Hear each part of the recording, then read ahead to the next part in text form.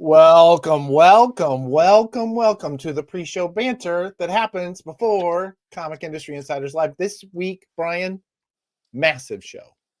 Massive. I know. You just keep adding people. I, Every time I look at the Discord, it's like, hey, here's seven more people. Seven? Adam, I don't think we can fit seven. Oh, no, I was wrong. It's not seven. It's 17 more people.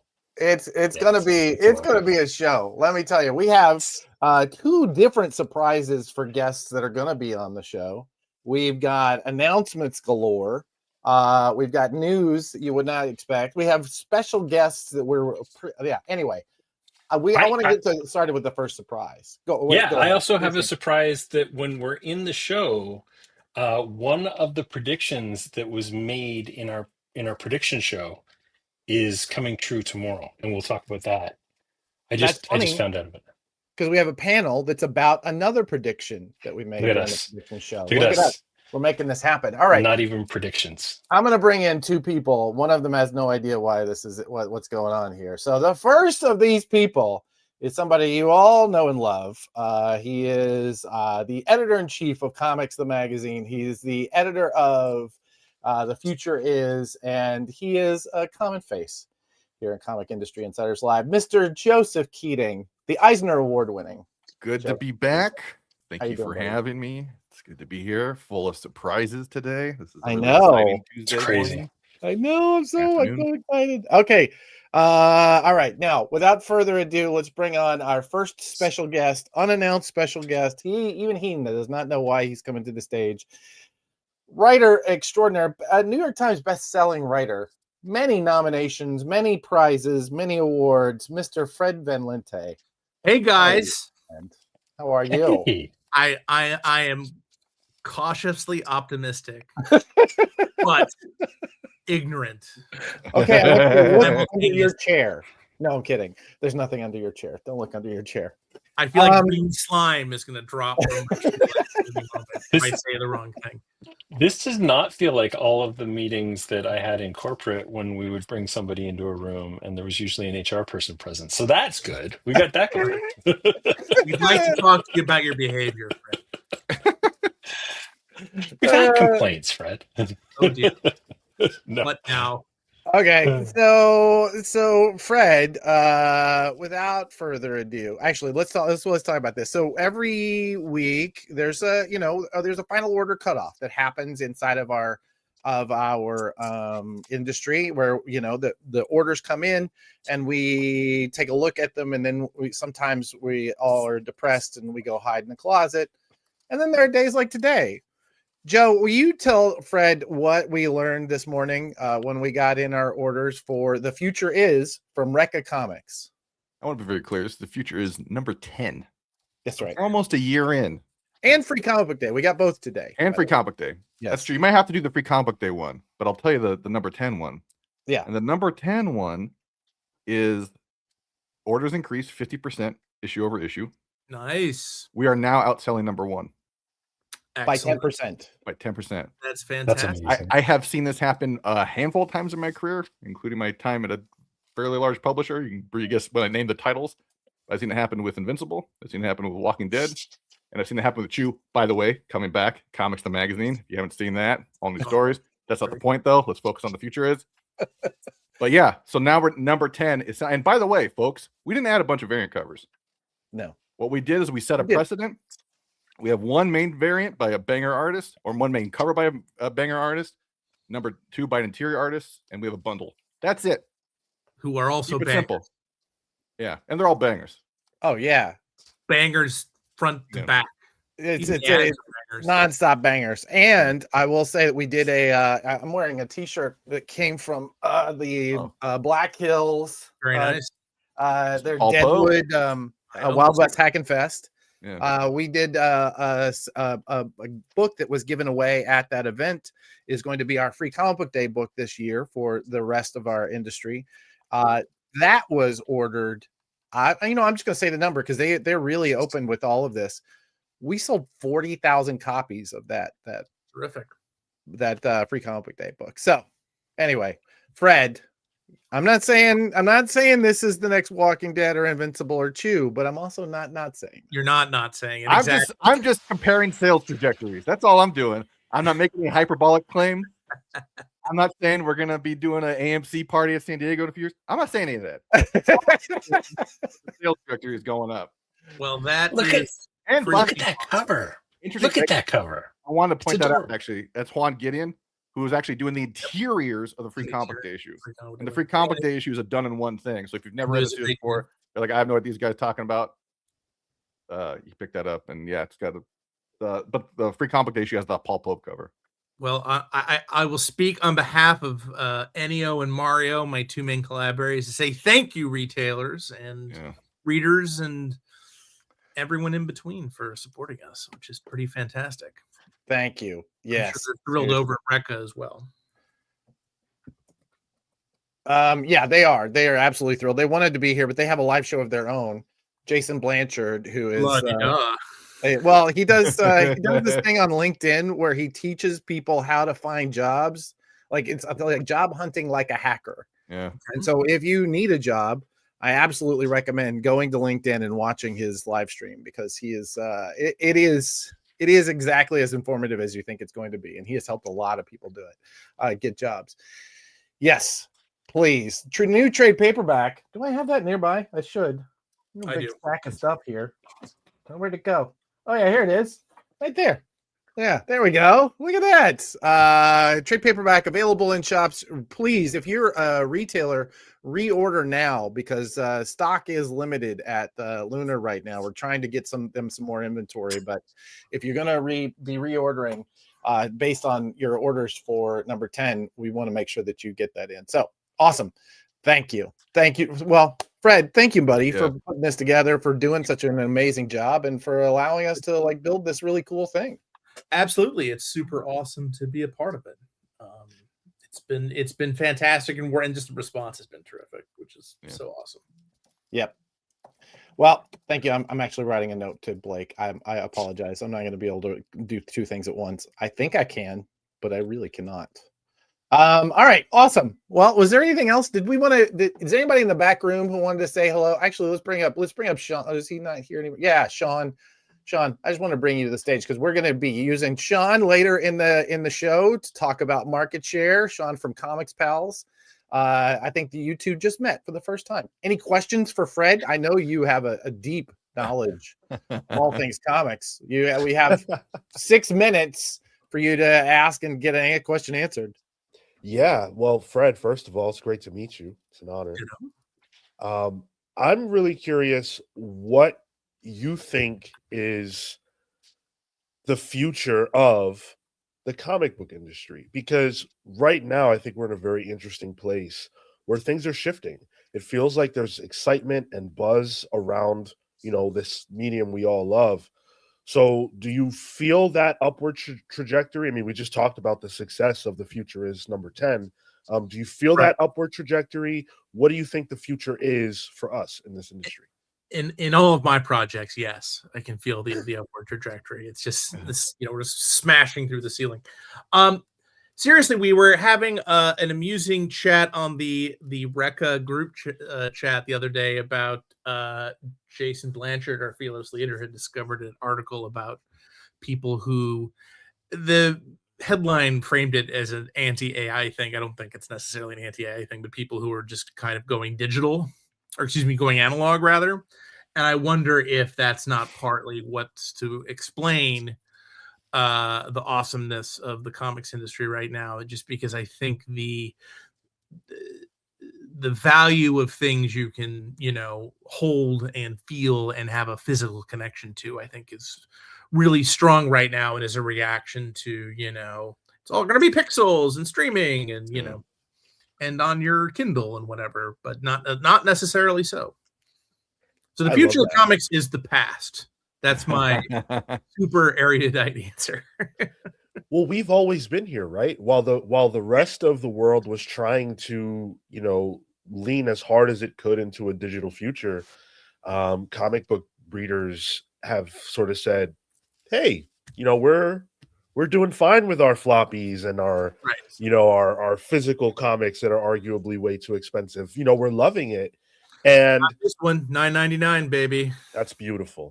$9.99. That's beautiful. Look how thick it is. And the single 288 issues are pages. $4.04 That's right. That's Because- right. because there's a joke there. 404. Come on, most places have sales tax. It's not actually 404.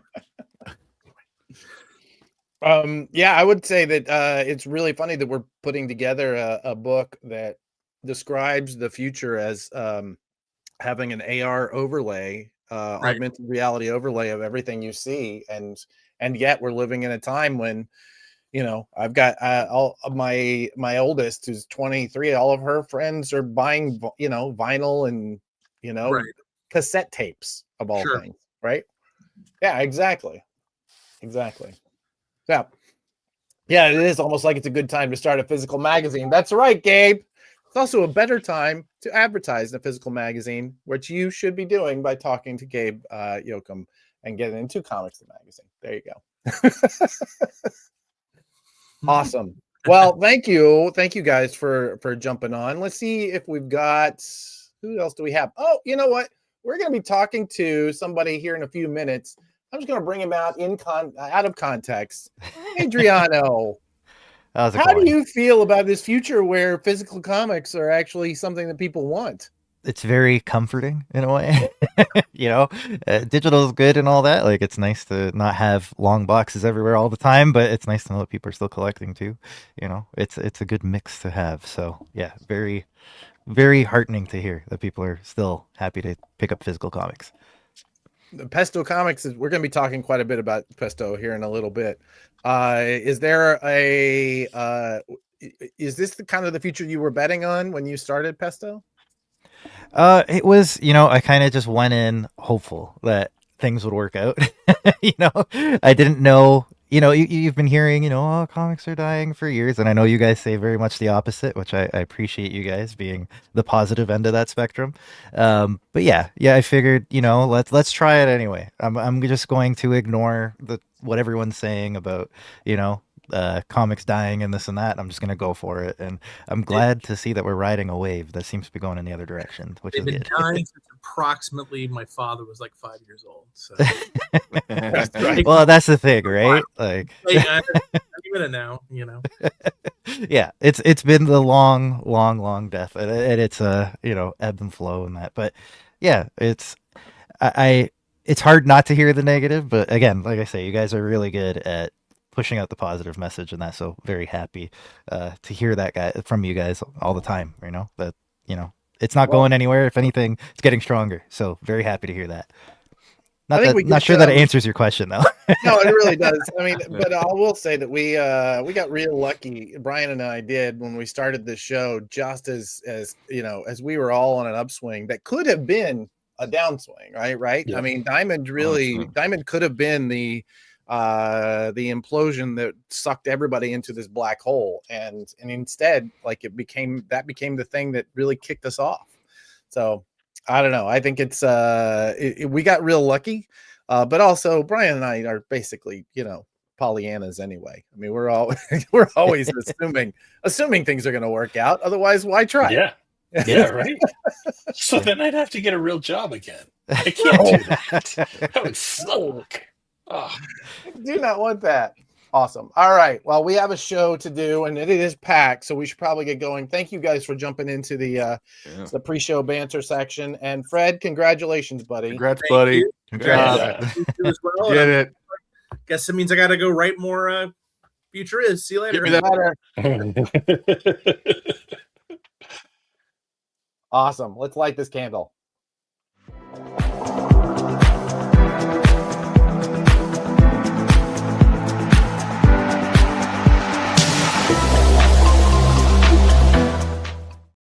Oh, is it Tuesday already? And somebody just decided to sneak in and poke his head in and dance to the music. He's 11. It is Tuesday. We do this thing every Tuesday at 2 p.m. EST where we get on and I scream at a computer and my family thinks that nothing is really happening. But luckily, there's at least one person who is always here for me, and his name is Brian Garside. Brian, how are we going to do this, man? There's so much show today. There's We so are much show gonna today. we are gonna jam 32 pounds of content into a 5-pound bag, and We we're had to just shove gonna content into the pre-show banter. so It's so much. Yeah, full. yeah, Oh my yeah, gosh. yeah, Yeah. yeah. This is a packed show. There are plenty I will say at least every show, at least one of us says, do we have enough to fill? And every week. That didn't happen this week. Is that- Nobody at any point said, "Do we have enough to fill?" You just kept adding things. Hey guys, what if we also? Yeah, it was a good week. Listen, Hey, quick shout out to Django for stepping in last week. Good news is my puppers is back to normal. She had a seriously scary health thing, but yeah, she's normal and a goof again. So uh, don't let your dogs eat weird things. Is really the moral of the story. that's To be fair, we didn't that's a let good her. moral. Just did. Yeah. Yeah. Listen, There you man. go, Tommy. Yeah, she's good. It was a tough one, but yes, thank you, Django, for stepping in. As Yeah, always, 100%. he's become our, shall we say, our CCI bros. I don't know how that Yeah, works. We're not data bros. we gotta keep those We're live chief bros. whiskers represented. That's right. Aw, well, absolutely. Awesome. Well, I'm so glad that worked out. I'm so glad that there was a happy ending to that because I know Yeah. how much that worried you. Yeah, this house was a wreck on Monday, but yeah, things turned around pretty quickly. So thank goodness. Thank you, Django. There you go. Awesome. Bros. Well, let's dig in. I'm gonna add this. I pushed a button. I am so sorry. Look And at you. I know. This week we were planning on a show. We're still gonna do it. A show about a prediction that I made during our year-end show, which is that I think that this is the year that we see comics really, the comic shop themselves really step forward. We're going to see a lot of store openings. Normally, for the last 20 years or so, we've not really seen the store count change plus or minus by single digit. 4% usually is on average. This year, I think we really see a takeoff. And I think, and then my big prediction was this is the year we're going to identify the first national chain. And I think we have two guests that are coming on later in the show that are going to be likely candidates for that. I think either one of them would not surprise me if they were going to be the national chain that we're talking about. So we also are going to be talking about, we have a special guest for headlines, Brian. Two amazing. Special guests during crazy. headlines. This is crazy. This is insane. We are going to be talking to our friends, the comic shops. We're going to be talking about market share report. This is something we started last week. I don't know if you saw the show, Brian, but we started the market share report last week. I did see that. Yeah, I'm sad that we're not in there yet, but we are going to be. You're coming. Yeah, and I'm even going to make the rest of it easier for you to do. So yeah. Luckily, our friends at Comic Shop Assistant were able to help us fill in this period while you're doing some technical structural stuff and help us bring this market share report into, legitimately, it's 100 stores. It's 98 stores that are part of this cohort. So it's a statistically relevant group. Absolutely. When we have you, that we're going to have beyond relevance. And then we're going to have our good friend Christina Blanche is going to be talking about a book coming up on FOC. So from our friends at Source Point Press, it's a big show. It's a big show. Nutty. Yeah. I know. Yeah, we better get right to it. Let's jump in. I know. Let's do that. I want to bring to the stage our good new friend Adriano Oreganello. Did I get that right, buddy? Let me unmute. Yes, you did. Oh, yeah, absolutely. So I'm going to set the stage here, if you don't mind. Prana Publishers is our umbrella company that we use to bring different publishers to the direct market through distribution deals with Lunar and Universal, and we'll talk about the and here in a moment.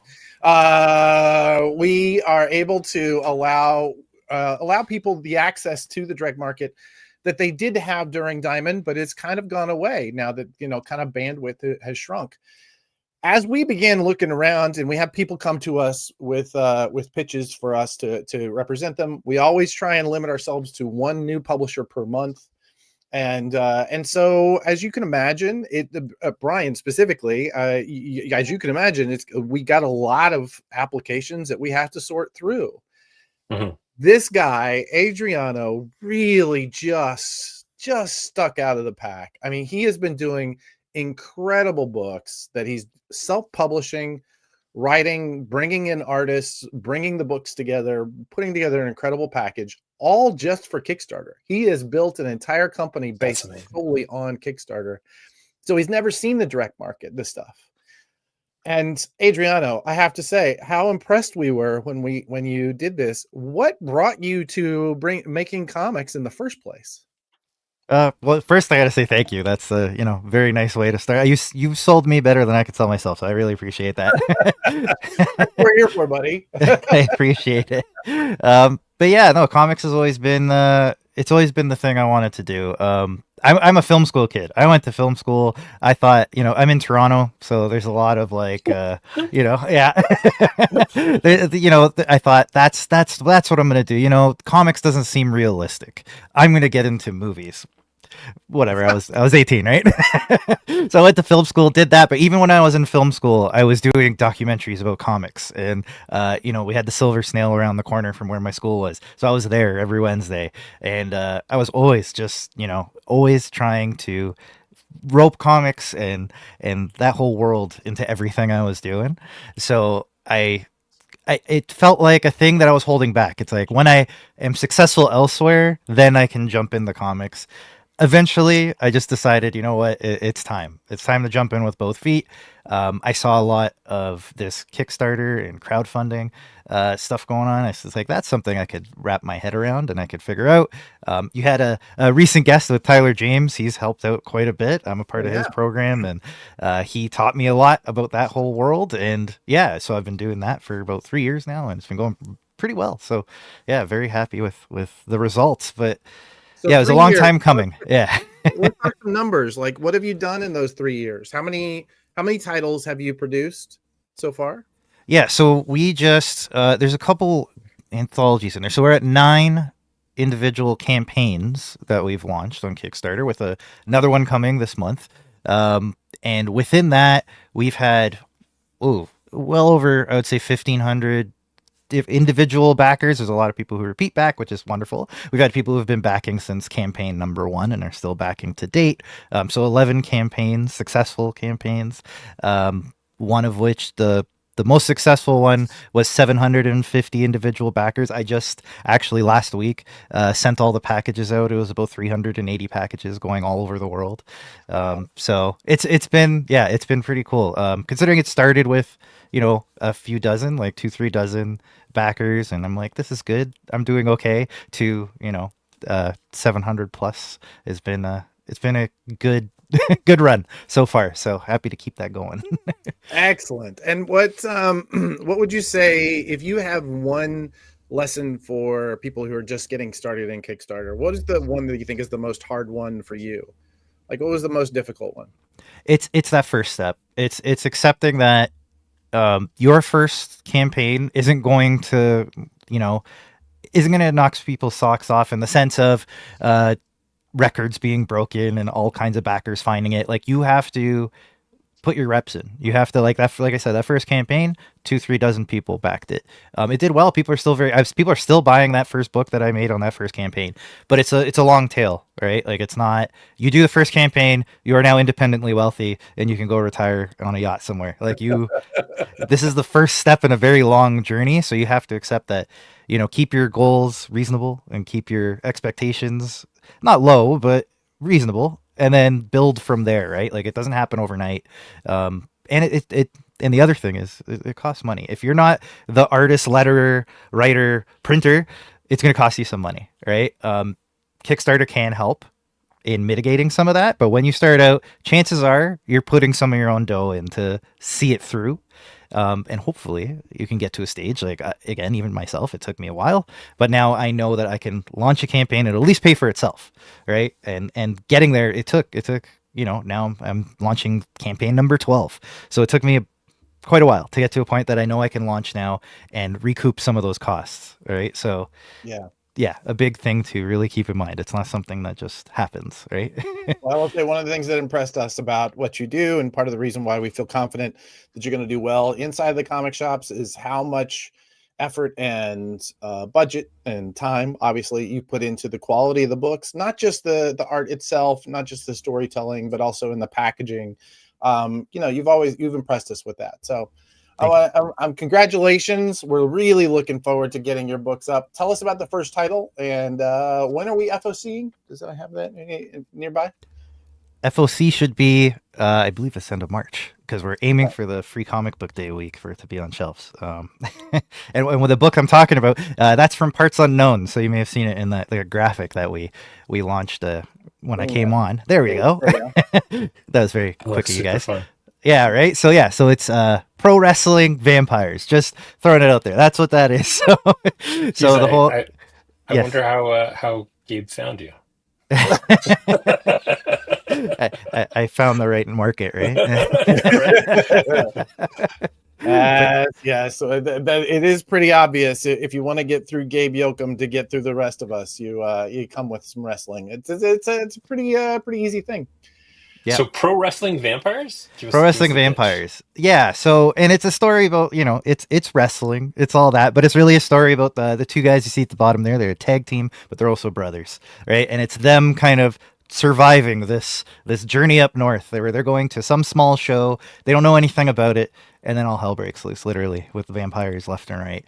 And they got to wrestle their way through it, right? So it was a lot of fun. Again, this was a campaign that did well on Kickstarter and all that. And I've had a lot of great feedback on it. So excited to share this widely beyond the folks that are, checking the front page of Kickstarter now. Now it's going to be available everywhere that you find your comics, which is wonderful.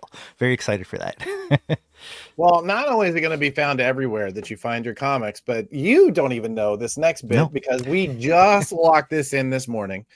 Prana Publishers now, we do our deal is and you know what? Who doesn't also know this is in our chat. Mr. Dirk Manning, who runs Source Point Press. Dirk, pay attention. I've got a nice surprise for you as well. All of our Prana publishers have been, the deal is that we bring you through to Lunar distribution, Universal distribution, which goes to Canada and is going to the US starting this year in a slow rollout. And as of this morning, we can announce that we're now going to be distributed through Diamond UK. Diamond UK will take us to the United Kingdom, England, English retailers, but also the EU, all the rest of the European Union, and a lot of international stores ordered directly from Diamond UK. So we are going to be now we're worldwide. Basically, we're going to be able to get your books out within the sound of my voice. You'll be able to find Pesto Comics and Source Point and Comics the Magazine. So we're really excited. So thank you. Yeah, that's on this ride with us. That's absolutely huge. Yeah, like I said, with the Kickstarters, like I got people all over the world who are looking, but a lot in Europe and a lot in the UK. Like I even went to Thought Bubble, met a lot of people there. So to again know that they'll be able to get these books as well very easily in their stores. That's absolutely huge news. That's amazing. Well, thank you. Thanks for coming on the ride, and thanks for coming on the show. Yeah, for sure. We'll be doing a longer form interview with you, and I'm sure it's before FOC. We're going to be doing one of our ads that we'll be doing, like one of our interviews that we'll do at the end of the show. The final cut. So yeah. Will you be at Toronto for Toronto Comic Con in March? I will make it to one of the days. I'm still not clear which one, but I will be milling about. Because I'll be there. I'll be Sweet. there. So okay. We'll say hi. Sounds Before like a plan. we let you go, I do have one question that's been burning a hole in my pocket for a while. Do you think that people do you think Canadians are so good at comics because there's nothing else to do? Because it's just That's fighting words. You Fighting guys words. just Yep. you stay home and you shovel snow, and then you go in and you make or sell comics, right? I mean, that's basically it, right? I mean, that's true this week, but that's like an exception to the rule. If it wasn't 760 degrees below zero right now, Yeah. I'd fight. I'd fight you, but I'm exhausted. Yeah, Hey, it's a little too Adriano. close to home. This week was a lot of Yeah. shoveling. So Yeah. Thanks for coming on the show, brother. I'm looking Thanks for forward to having me. working with you as things go forward. amazing. Thank you. Awesome. All right. Let's just power through, man. Let's Just do it. so Just do excited it. for that guy, Bam, right? bam, bam. Yeah. We are announcing today for the retailers in the room, there is going to be a retailer roundtable for Comics the Magazine #1. This is going to be a private chat, private video chat for those of you who are comics retailers. We're going to show you some behind the scenes work. We're going to show you actual pages from the book that are being developed. We're going to show you kind of what we mean by price guide. We're going to show you we're going to be talking about what is Comics the Magazine and how it's going to work in your shop to build the excitement around comics in your place. Because I think it's going to be so. We are building this really specifically to be a tool to hook people into comics. If you are in the sound of my voice right now and you're a comics retailer, I want you to run, not walk, to your email inbox and send us an email to info@comicsthemagazine.com. And we will get you, we will send you registration paperwork for this, and we'll make sure that you get the private Zoom, or however we decide to do this. We haven't really locked that down. It's coming. It's on the 29th. We have 9 days to figure it out. So it is coming. Gabe Yoakum is going to be the guy about manning this. So make sure that you are nice to Gabe because he's going to do it. Now, we are giving away free stuff at this. Get ready for that with that button, Blake. We've totally forgot. We have a giveaway. We have a giveaway for this show. We want you to. What is going on? What is happening here? Comment #insiders. We're going to be talking. Sean's coming later in the show. Pipe down. He's coming. We got a lot of show to do. All right. I want you all, especially if you're here to talk to Sean, to put in #insiders, like Jamie Couville, our winner from last week, just did, into the chat. Wherever you're seeing this, we're out on lots of different platforms, and we're going to be giving away one of these rarer, constantly more rare Comics the Magazine #0s. We're going to be giving away a full set of the trading cards that we put together for our previous guests of comic industry insiders, and we might throw in something else. You never know. We're kind of feeling it. You're crazy. Not, You're crazy. Not You're drunk with power. It's not #Sean. It's #insiders. Stop it. I know he's the star. We're gonna have him later. #insiders. Let's go. Awesome. Make sure that you into that. We want to make sure that we'll do a nice little spinny thing at the end of the show. You're not funny, Blake. Not funny at all. Okay. Anyway, let's move on. Let's do some headlines. You wanna? Oh my gosh. Yes. Let's go. Let's go. Also, we have to take our traditional moment for Blake's slide because he works so hard on this every week. This is gorgeous. Yeah. Every single week, he's got something. What the hell's going on with Cadence? I know you talked the story better than I did. Can you tell me what's going on? Yeah, so Cadence Comic Arts was an art agent, and they had been doing stuff with a whole ton of artists for repping them. So they were representing them, arranging for them to be at shows, arranging for commissions, et cetera, et cetera. A whole bunch of accusations happened. There were allegations that they were withholding money, that they were selling commissions without notifying artists, that it was a mess. So I think it was about a year ago, maybe a little more, a whole host of artists on social media posted kind of the same black screen grab that said that they would no longer be represented by Cadence. And then kind of the shenanigans came out. Well, the shenanigans finally went to court. It has been settled out of court, and it looks like things are kind of in the resolution stage. But just like everything court-wise, I imagine the lawyers made a bunch of money. Nobody else did.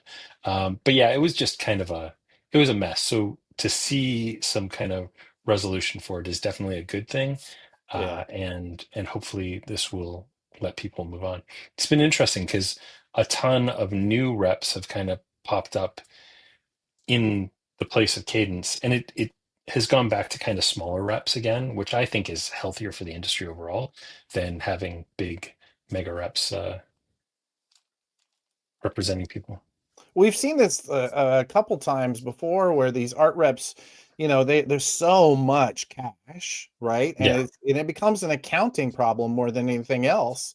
I know that we really have to deal with this on the Prana publisher side of making sure that, we're segmenting each client's money before, so that we make sure that they get paid fully for what it is that they're supposed to be getting. It's a real challenge, especially when they're doing so many of these conventions where they're selling art, they're selling commissions, like they're taking the cash in and it has to go to the artist. I imagine it's got to be really difficult, but we've seen, this is, to my mind, I'm thinking right off the top of my head, this is the third, I think, of these art agents that we've heard from that is, have been accused. And this first one I can remember going to court, but man, like you have to be real careful if you're an artist, like which one you choose and how much you trust them and how much you let them go, right? How much lead you give them. 100%. Yeah. Yeah, for sure. Wow. Well, I'm glad that there's going to be some resolution there. Yeah. Awesome. Yeah. Let's move on to our next story. This one comes with a nice little surprise. Tell us why we're talking about this there, Brian. Okay, so first of all, Kevin Smith is my spirit animal. Okay. I love Kevin Smith. We're similar in age, and I went to school for television production and left that career, and he's kind of hit similar peaks and valleys that I have in my career, so I've just always loved his career.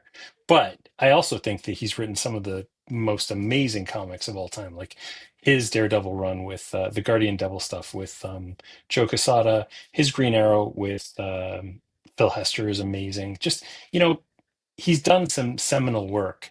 And on top of that, he makes movies that are just fun. He has like this whole podcast empire. And every time that he promotes comics, I feel Stan Lee's presence in the room, right? He is the carnival barker, Stan Lee kind of guy. And I love that. So Bizarro is one of my favorite characters. Nick Pitara is one of my favorite artists. You combine all that, it's like you got your peanut butter and your chocolate together, and you just added some jelly, like grape jelly, which I didn't even know would taste good with those two things. Look, it's amazing. So So yeah, wait, it's super exciting. which is who is in that scenario? Who is the peanut butter? Who's the chocolate? Who is the grape jelly? No, it's just a delicious sandwich, man. I tell you what, That's before just you a answer good that, sandwich. let's bring one of those components to the stage, shall we? It's Nick Patera. Patera. Hey guys, how's it going? Can you hear me okay? Yeah, absolutely. Well, first off, usually my room is this super neat A-type, but I messed it all up since it's a Bizarro interview, So Oh, there you go. I love it. I Also, love it. you know what? You're in good company because everybody, my team is always making fun of how sloppy my background is. I always think of it just the lava lamp of real work, right? Yeah, And things are always moving around because we're working, man. We got no time for cleanup. I don't know what that's going on. What you guys don't see is that everything before this show immediately gets put into the rec room, and then after it will go back on that shelf and it'll pile to almost the ceiling every week. Nick, so exciting, right? A Bizarro book in this day and age, especially at DC. DC is killing things right now, man. They're just like out there in the shops. Congratulations on this book. yeah, I think DC in general for the last couple of years, they are taking bigger risk, and I feel like those modern image guys that came up from 2010 above, they're really starting to incorporate them. Like for ages I thought, well, why don't they have Nick Dragotta revitalize Batman? If you ever talk to Nick privately, he'll tell you I was on him about it, because you saw people reading the manga stuff. He's got that manga influence. Like they need to. I love the old guys, but the old guys can't be around forever. Like bring the modern stuff. And my stuff is real weird and strange. I think it's odd looking. It's very European, but it's got silliness and heart too, and sometimes violence. So that limits my range. And I was like, man, for years I thought I would love to work on Bizarro because I'm such a all-star Superman fan and a Frank Quietly fan, a big art collector of his. And I was like, I've always told him privately that I'm his Kmart clone. I'm Pataro, And so I've wanted to work on this character forever. And I used to draw him a lot. I did a little mini pitch years ago with him because I just thought, like, with me being a mimic of Vin, in a lot of ways, of Frank Quietly, that I thought, man, I could do a definitive Bizarro story one day. And then late last year, DC wrote and asked me if I wanted to do it. So I was all in. And then once Kevin Smith and Eric Carrasco are the writers, and the script is incredible. Like, it's incredible. And it's a fun thing. Oh, I got a going off. I'll be right back. 1 second. I don't want that beeping the whole time. While he's taking care of that timer, do you think you could pull them together? I don't remember exactly which one it is. I know you did. That was my deadline timer. 1 Dude, hour. I have one of those too. Mine's like Yeah. right behind me right now. It's the best thing ever. ADHD superpower. And I don't know if I'm allowed to pitch the book, but it's like the formation of Bizarro World. It's the year one. We're calling it year none. It's super cool. Here's some unseen. Here's awesome. An unseen piece. But we're like gonna put him on the edge of the planet. I love this here. It's like this. So it's all hyper detailed and just over the top. And I'm trying to go all out, but like I love they're really playing with the concept. And man, they just nailed his personality and heart. This is all pages I'm probably not supposed to show, but I'll show you guys. I love it. Bizarro like talking to Jimmy, and Bizarro hulking out and freaking out. But I'm trying to add tons of detail and lots of zaniness, but also lots of heart. So, and That's as far amazing. as all-time best Bizarros, you can't beat Bruce Timm's. I think. Yes, that's awesome. Yeah, he's the one. So I try to capture some of his spirit in my own wiggly lines. So yeah. Well, we are super excited for this. Thank you so much for contributing to The Future Is too. Like, your cover was just phenomenal. Have we talked about that yet? Wait, Anyway. we haven't announced the cover. Oh, shush. All right, maybe that's coming up. Oh, what's this? You got it? Is it going to show? No, I do not have the cover with me. I'm sure it is, but it's in a pile of somewhere back here. That'd be amazing. That's awesome. I was going to say, both you guys, I'm friends with Joe Keating, and he speaks so highly of you guys. And Adam, he mentions you a lot, and I know he was sharing that you had best mover and shaker in comics, right? That's pretty cool. Marketer of the year. Yeah. So I know Joe's super proud of you, and he references you a lot when we talk privately. And I don't know the infrastructure of what you're doing, but clearly you're doing cool stuff. So, Thank you. I don't really know the infrastructure of what we're doing either. We just keep trying to I think at the end of the day, I mean, just not to make this too serious, but I think at the end of the day, everything we're doing with Prana, with Comics and Magazine, with the show, with Comic Industry Insiders, even the work we're doing with Brian, I will say that our goal really is just to make a better industry, right? Yep. Because Brian and I talk about this a lot. Like, listen, I can do plenty wrong. Okay.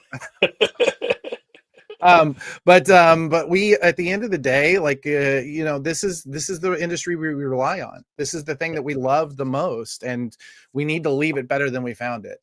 So we're just constantly looking for ways to build that connective tissue, to build the assets that the entire industry can use. And so, the fact that people notice it, it's nice, but I also can't think about it too much because there's just too much work to do. We can fluff you up all day because of your work. I mean, it's incredible. So I think it's the fact that you're now going to be with Brian's, all-time favorite writer. I think that just says so much about where you are in your career, and we're crazy looking forward to having you. We'll have you back when we talk about how well your book sold.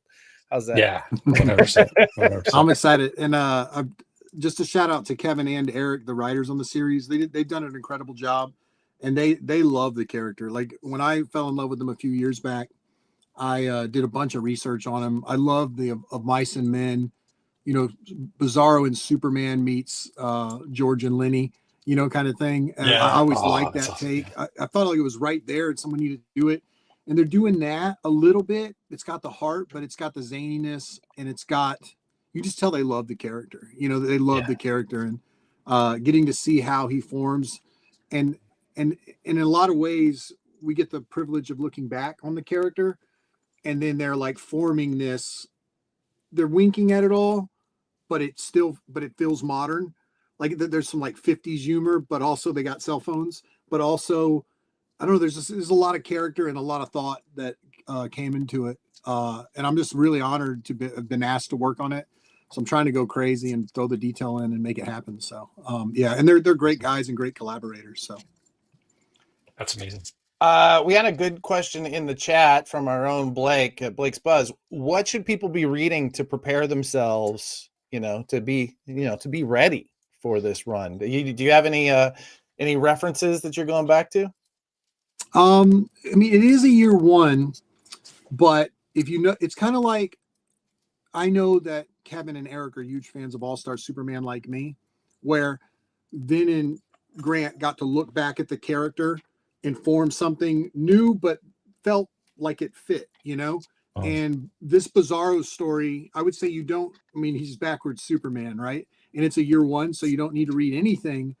And he's had such different takes over the time that you can do them all, but they're like hints or winks at them, from how he gets his backwards S to how he gets his plated face, and all that's going to be in there.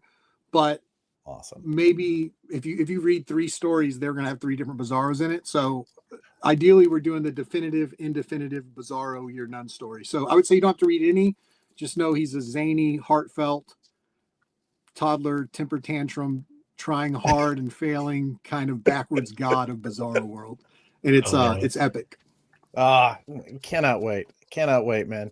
What are you looking forward to? If I know you talked to Joe, and Joe is always one of the things that he said that I think I take a little bit out of what you're saying as well, is that we talk a lot about this generation. We call it the Dogman generation, right? These kids that were kind of steeped in comics from the very beginning, and then they found manga and they fell in love with manga, and they just tearing through that, and now they're all getting jobs, right? They're all stepping forward and getting ready for bringing money into the comic shops and starting to buy single issues just in time for Nick and Scott to do Absolute Batman with a giant axe, right?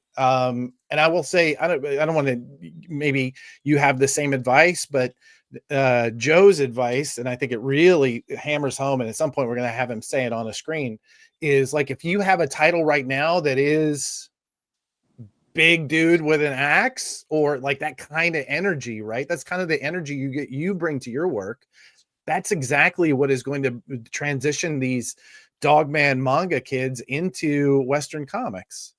That's the theory, right? I think there needs to be a marriage of the two. You see the 90s, that big visual impact, but the stories were weaker. And then you get these really thoughtful, maybe slice of life type stories that are sentimental.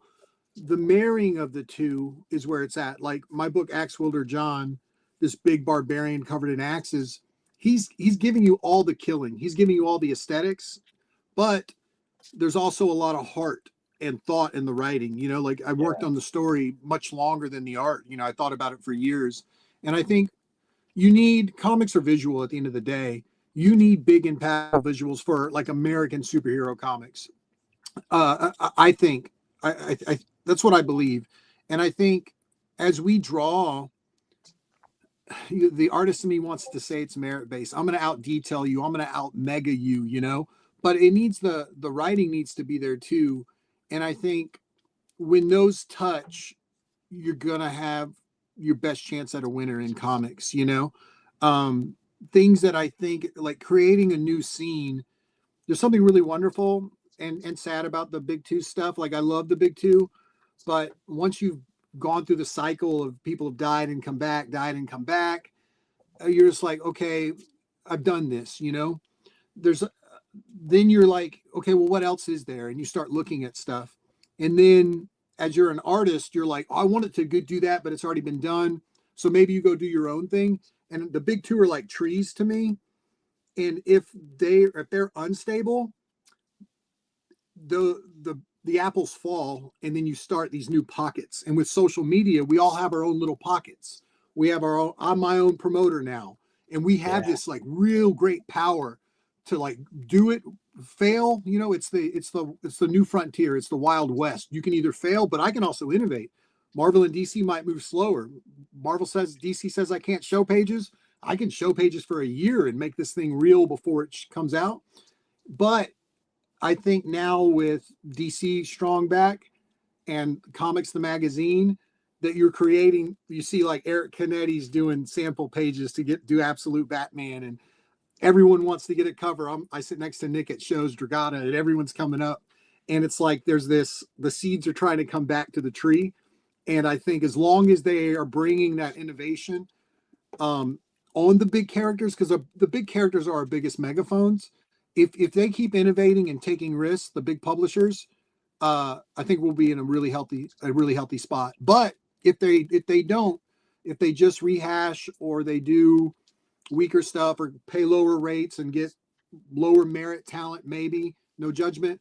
But if you do that, then it's less stable. Why risk 300 a page or 200 a page there when I can make 3 and own it myself and be my own business? But then, of course, if you do that, you have an office that looks like this and bills, and that's the whole game. And I love that innovation. I love the risk taking. For me, not all artists love that, but I like that they're someone at DC. I think it may be Scott and Dragata and a few editors over there where they're looking at the landscape and like, let's try that. And that makes me really excited, and like that someone could see my weird work, and it is weird, and be like, this would be a fit for Bizarro and Kevin Smith. Someone's like thinking, well, what would work on this and how could it work? And that makes me excited for the industry at the big 2 level too. And we've all had to learn in this shakiness of maybe crowdfunding or making our own way, an image or whatever. We've learned a little bit more about the business too.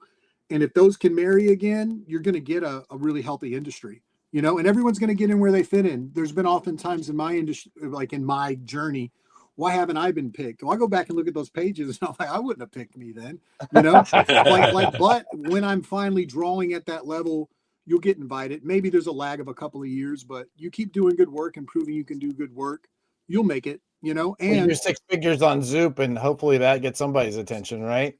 Yeah, that works well. And then the last thing is this is my anti-AI argument. Let's go. AI is this crazy thing, man, but you're your own entity. You can only get a Nick Dragata or Nick Patera art from you. You are your own Alamo.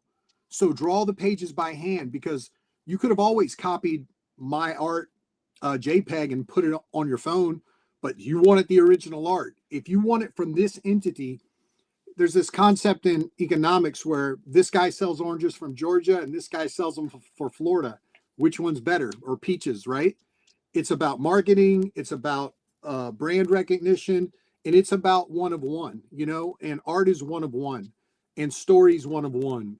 And the beautiful thing in life isn't perfection. My wife is not a supermodel, but all of her imperfections, when she's mad at me because I'm a jerk, that makes me love her, that's what I want. I don't want something pristine, I want a blemish, and humans have blemishes and stories have blemishes, and AI only creates to the mean, and they don't create to the singular, which is you. And you'll, as you grow older, you guys know this, in your 30s and 40s, you start finding yourself, you get comfortable with yourself, and you realize all the averages, who cares? Like, be you, and then the more you do that, the more confident you are, the more confident your artwork is.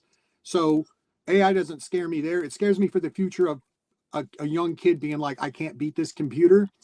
But it's just like looking at the industry. I can't beat Mobius or Frank Quietly or Jeff Darrow, but I can be me, as long as you're beating you the next day, you're your own Alamo. You draw that line and you fight to the last pencil. That's how I feel about AI.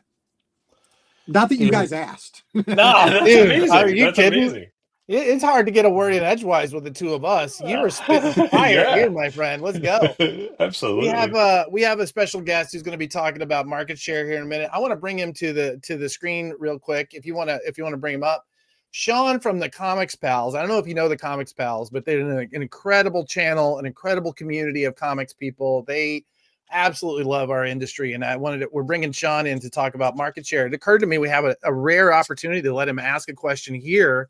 So we're really tight on time, but I do want to give some room here. Sean, anything for Nick here before we lose him? First of all, Nick, you couldn't see me, man, but I was cheering and smiling huge while you were talking, brother. I love the message that you just sent right now. Like, all that was just facts. Incredible. My question for you, when you talk about how the 90s was, just so art focused, and you had the heavy hitters, you had Jim Lee and everybody else, right? And then in the 2000s, it kind of went the other way. How do you think we do arrive at that marriage point that you talked about, where we can get back that excitement for beautiful, dynamic, different art and love the stories that we're getting nowadays? I think for me as an artist, it's bottom up, and then from the companies, it's top down. So I think every great artist I love, I'll be critical of me and them. We're not spending. My wife is a writer. She just came out with a mystery novel and made USA Today bestseller list. She spends hours. She spends longer time writing than I do drawing. And she did it for 30 years before she got published. I think sometimes for us, we're like, cool character design, unleash, rip the cord and let them run through the sequential. But you've got to think about structure. You got to dedicate that craft and respect it too. And that's the bottom up, right? Like, if we're going to create, we're going to do that. From the top down, if I'm a publisher or an editor, the people hiring, I think you need to be aware of the different people and how they can fit. Maybe a little more than they have been. I have a lot of respect for editors, because sometimes it's about guys that can just get it out, because you got to make product. But I think if you have a little vision, you look at Nick Dragata on East of West. He does this long run. Before that, he was at Marvel, underappreciated. And then he comes out, and no one was clamoring to throw him a big contract right away. That was when I was like, dude, they're going to hire you. And he did a different book right after that. It was like a manga book in Image that was really cool, super cool, but no one talked about it because it wasn't Batman and it wasn't with Hickman. And then someone said, Scott, I believe, said, let's do this, Dragata. And I think editorial, trusting the creatives a little more, at least they're pillar creatives that kind of know the industry, is a really good way to do it. You got to care. Whatever it is, you have to care. You can't just be like, I care about this design. You got to care about the story. And you can't just be like, we need to get a Batman book out. We got to look at project into the future. Look what the kids are reading now. How can we convert this? And if Dogman was hitting hard, then get some zany artists to do a cool Batman thing, because our biggest promoters in the big two are our characters, like there's a reason they tell me to make sure Superman is on a Bizarro cover. There's a reason, because Bizarro might not do it alone. But also, when you get it, you got to really think. And what I love about the script that I got, and working with Hickman and some of the writers I've worked with now, they really do think about a lot, and they care a lot. And I think everyone has to care a little more and look to the future. And with Comics the Magazine, and really with this absolute boom that's happening, there's going to be, it feels like that shattered trees coalescing back. And that has me super excited, because at the end of the day, I'm still that kid that goes on Wednesday and flips through the Batman book, but give them something they want, and give them, I think also marketing needs to get better. Everybody, artists are either don't want to promote because they don't want to seem full of themselves. I don't have that problem. I will promote, I will shill anything, but they also, sometimes they won't. A big problem I had at Image, I knew McFarlane and some of those guys loved Trad Moore and James Herron early on. I know that. None of them ever said, this is the guy. This new guy is the guy. They never tapped him on the head and said, guys, buy this, because I think we got egos too. I think we need to wash away the ego and care more at every level and commit to the bit. Because honestly, no one's getting rich at this. Very few, maybe Dragata now, which is good for him. And I'm proud of Dragata, but you're doing it because you love it. So treat it like you love it. Don't just treat it like anything, because I can go push carts at Costco and make more money these days. So go all out, and care, and taking chances. Like, I'll bring up Comics and Magazine again, but like Joe sent me that, and I was like, and he showed me the hot list on that, and I remember looking at that hot list in Wizard, but y'all doing it on sales. I was like, don't do it on sales, do it on opinion. Like, do it on opinion. Have your sales chart, but do it on like Nick says this guy's better than that top guy. Like have it be an argument, have it be a little. There's gonna be plenty of arguing. That's gonna be. But I really like that. But that's a risk. Like, who puts out a comics magazine today? Who puts out a comic today? Right? Yeah, but then you've got to think, and then it becomes back in the lab, all the work. And as much as a magazine shows up, people are placing letters. People are not responding to an email fast enough. There's 14 meetings. And that part, the work part, has to be done too. And that's on me as well, because I'll get crazy about some commission that has nothing to do with what I need to be working on, or a story idea because it's the new shiny thing. And we've just all got to focus and care a little more. And that's on me from the bottom up, but from the top up too, in a big way. And when those meet, I think I was talking to Frank quietly. I got to visit him recently, and he's writing some stuff. And there was an epiphany. I was like, he's told me about this thing that happened to him, but he also told me about a creator-owned idea he had. It was so clearly a personal thing that he was manifesting in this bigger story. Write yourself, and I think if you dig enough in your story, that will be there. That self is unique to you, and it's not just my version of the X-Men or my version of this. The more uniqueness, I reference manga a lot here. They go out when they pitch, they don't say, here's the 3 things it's like. They're saying it's kind of like I'm sorry for ranting. Everything coalesces on Batman Vigilante or Wolverine. In manga, it's like that real estate's been staked. I'm going to do a food truck where someone fishes in the desert and catches machine guns, and it's absolutely bananas. But if you do that, you can take that skin and be like, whatever it was called, food truck delivery assassin. You can go do that with a great story. And that's just looking at screenplay and Save the Cat and the how-to writing books. If those meet, we can have the absurd, we can have the Dogman, we can have all that at the next level with the big bombastic art from the 90s. And I think I think that's where it's at. And that's a lot of words, but it's about caring. Dude, it is killing me to cut you off because you are spitting straight fire this week. But so we're gonna have to do a much longer version. We're gonna have to have you back on the show. I literally just texted Joe. We're gonna have to have a full interview with this guy. Boot me out of here. I gotta go, guys. I gotta go draw Bizarro. Go. Hey, go. You gotta make some Bizarro magic. Take care. Nice to meet you. Keep setting the world on fire. See you guys. Sean, Thank we're you gonna so have much, you back for the market share, so stick around. Let's bring to the forefront our feature. The feature comic shops are taking off. So just an introduction. We talked about this. Sorry, Adam. Can we just take a breath? Just take a breath. That was friggin' awesome.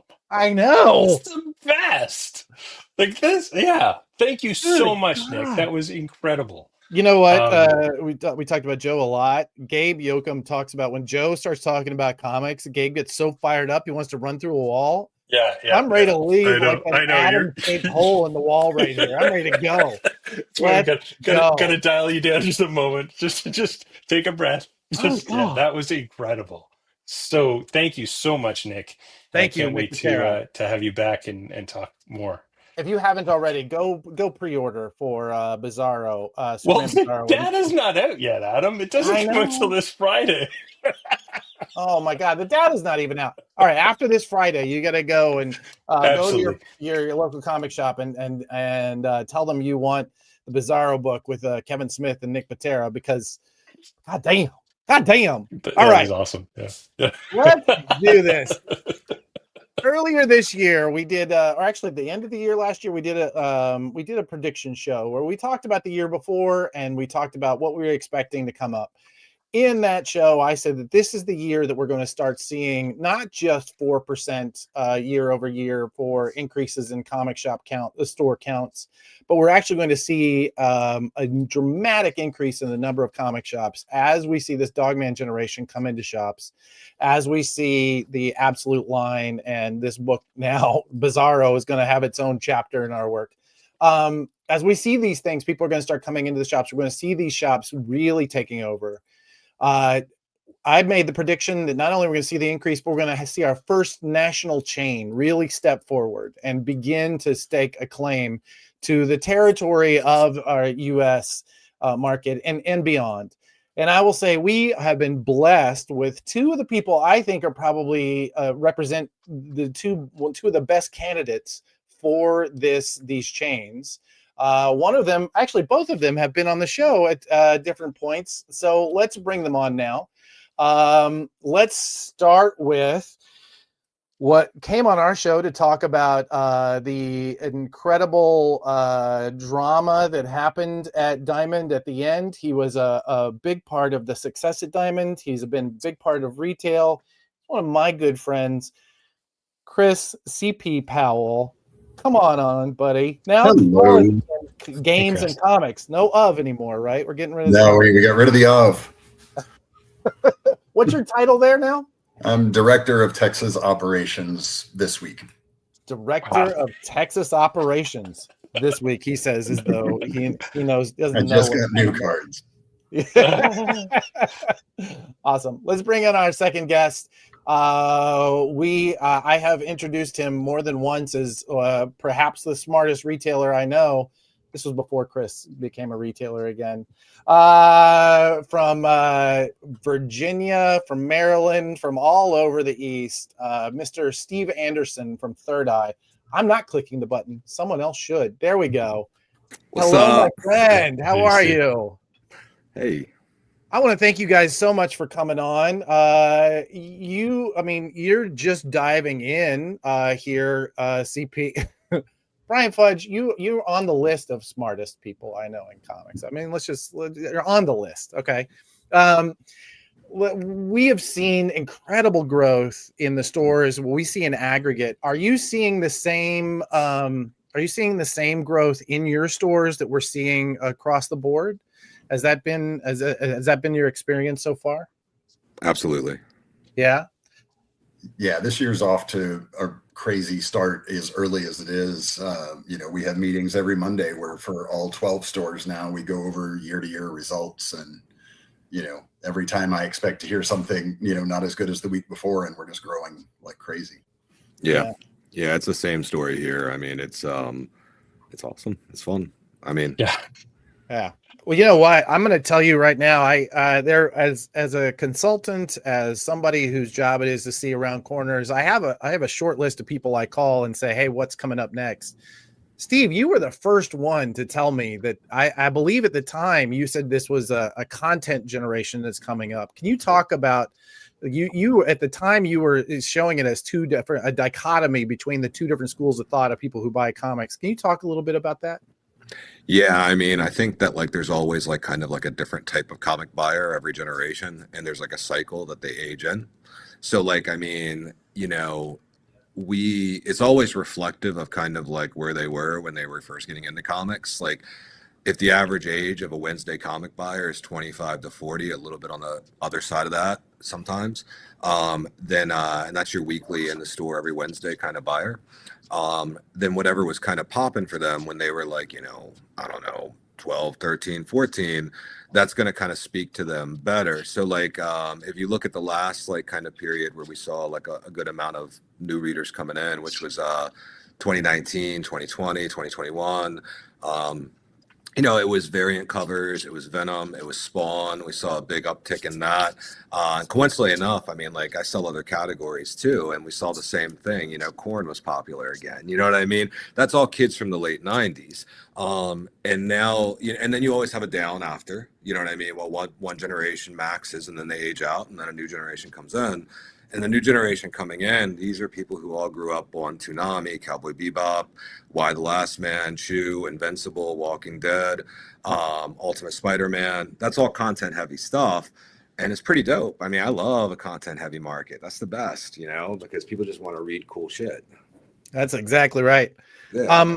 It occurs to me I didn't give you guys a chance to crow about why you're even here and why you are to my mind two of the biggest candidates for this first national chain.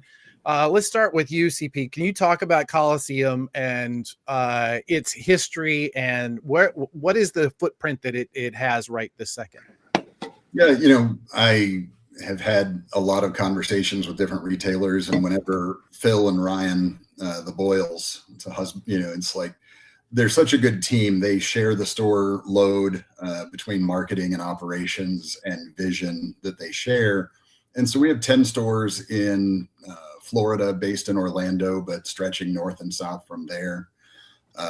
We now have just in the last month opened our first 2 outside of Florida. There was a great opportunity here in North Texas. Generation X was, Tabitha and Wayne, fantastic store, great retailer. I love that store. Yeah. They were retiring out to the country so they can have more cattle, and, approached Phil, and, they then asked me if I was willing to move back to Texas, and here I am. We see this market and the overall market as so strong that, it wasn't some risk. It was just a matter of figuring out logistics and people and whatnot to make this work. The reason that I agreed to do this and that I wanted to work with the folks at Coliseum anyway, kind of goes to what Steve was saying. As I think of it less in terms of content, although content is an aspect of it.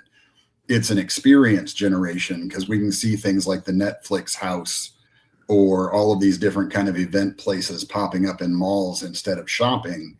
And when you have IP and content, whether it's to read or a store experience, that's what people are looking for, because even if you have great content, you still have to set yourself apart from big box, Amazon, et cetera. And that's what we as retailers do. And I saw a chain that was incredibly successful at that already and felt like I could help make it a little bit better.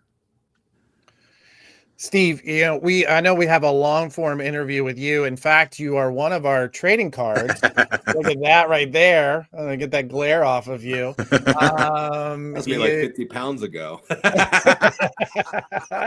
You can, as somebody who is manning the chat, point out, you can win a Steve card today. All you got to do is put #insiders into the chat here in a window. We're going to give that and a copy of Comics the Magazine #0 away at the end of the show. Talk about Third Eye. What is its place in the East, and why have you had such an impact? Yeah, I mean, so Third Eye started in 2008. We've got 8 locations currently, and a pretty robust e-commerce presence. We just love what we do. I mean, we're a nerd store, you know what I mean? And we're a all-encompassing nerd store. I mean, we do all categories: comic books, graphic novels, toys, games, apparel, records, movies. I mean, we do the whole 9 yards.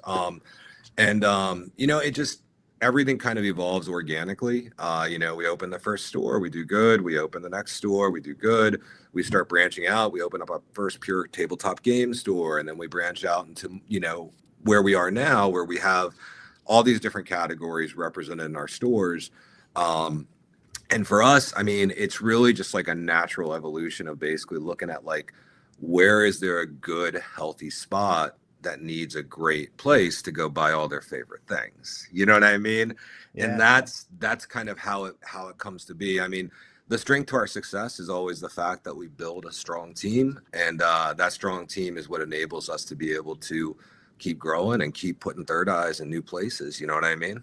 100%. And having been in those stores, much in the same way the Coliseum stores, I think the thing that they have in common, and arguably the thing they had in common with Generation X, was just how immaculately clean and how incredibly well designed and organized and well trained the staff in both of those chains are. I think it's a testament to both of you that you're raising the bar, not just as comic shops, right, but also as professionals, right? They feel like professional places that you want to be. CP, you've done this now. I mean, you started in retail, then you had a slight diversion into wholesale there for a little while. Back now in retail. Your first outing, it is arguable that your presence is what took the Lone Star Comics chain from 1 or 2 stores to as big as it was. I think at the time it might have been the largest chain in comics. What do you think is what is the characteristic of our first national chain, whether you're on the screen or not? But what would be, if you're looking for a chain of stores that is going to grow that sort of exponentially, that sort of geographically broad, what would that look like? I think that, and it's something that we've wrestled with, this is a long distance relationship between the Texas stores and Orlando. And, a lot of it is you have to have systems in place. If you have 3 stores to be successful, you need an awful lot of systems, but those need to be scalable, whether that is, in this case, I took over 1 successful store and we're opening another one from scratch within 2 weeks of each other. So I'm getting both ends of the spectrum, that all I'm doing is rearranging it Generation X and giving it some different flavor, while starting from scratch with the second location in Arlington. I get to do it the way I want to do it. And that still falls back on the systems that existed in the other 10 stores, whether it's a loyalty program that, you can share between stores, which is technology, gift cards, things like that. But more than that, it's the training of employees, it's consistency of experience from one location to another.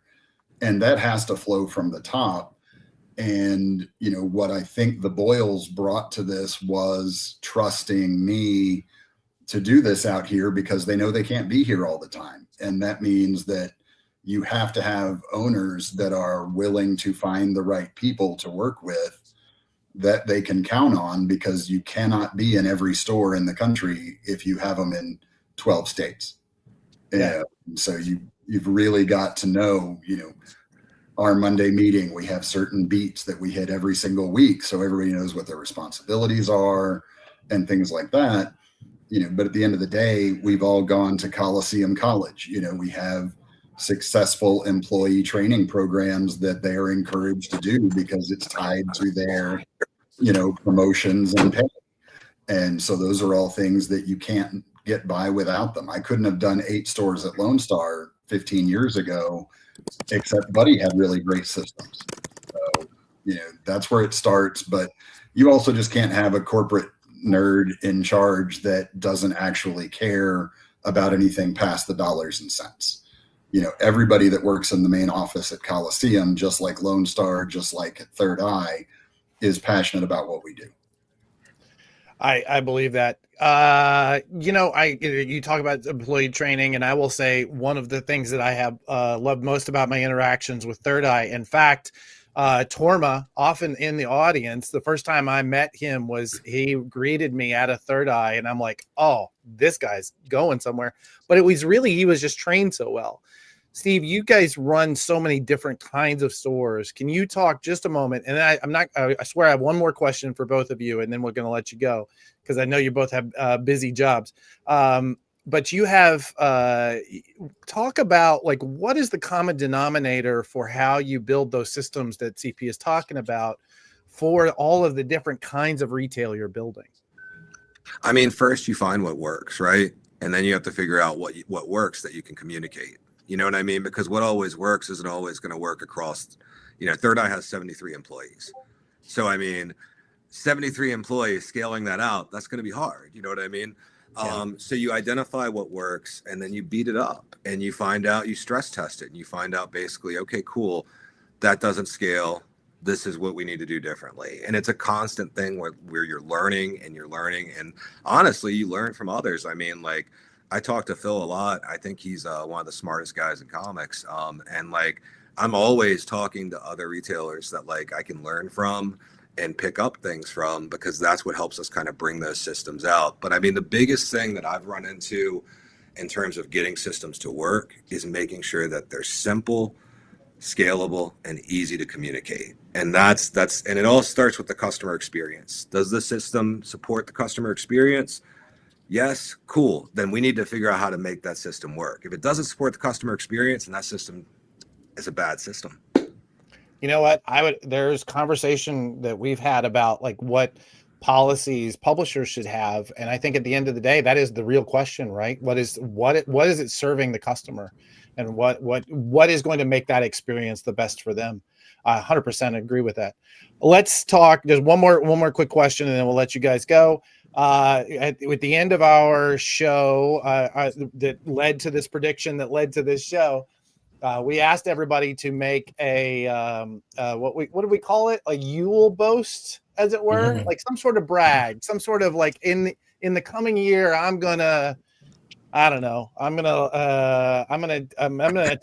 DC Comics because apparently it's up for sale. Let's start with UCP. What do you think in the coming year? I think in the coming year, we're going to identify more places that need coliseums. I need more to do. I'm going to get bored with just 2 stores to run, and so I think that there are plenty of underserved places within an easy drive of where I am right now, and I'm going to go find them. I love that. What about you, Steve? In the coming year?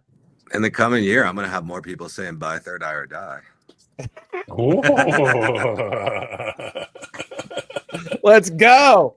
Boys, Great. I am so honored to be able to call you both friends. I'm so glad you were able to come with us. Brian, I'm sorry, I didn't let you talk at all. Do you have anything you want to ask these guys before we let them go? You're running through brick walls right now. Let's go, man. Who's the first chain that's going international and coming up to Canada? We'll get there. I'm a quarter Canadian. We'll talk. I was gonna grow like kudzu straight up that coast. Awesome. All right, boys. Thank you so much for joining us today, and we're looking forward to having you the next time. And again, if you haven't already, #insiders, you're gonna get that sweet Rock and Steve Anderson card. We got to get Chris Powell a card. Chris, congrats. Thank you. Congrats, buddy. We're so glad to have you. All right. I always keep saying comics will never let you leave, and you definitely are an indicator of that. All right. Thanks so much. Let's get into market share, or do I need to take a moment to decompress now? Holy mackerel. There's more? There's How more. much are we going to give today, Adam? Let's do it. Let's do market share. Give until I literally run through a wall. All right.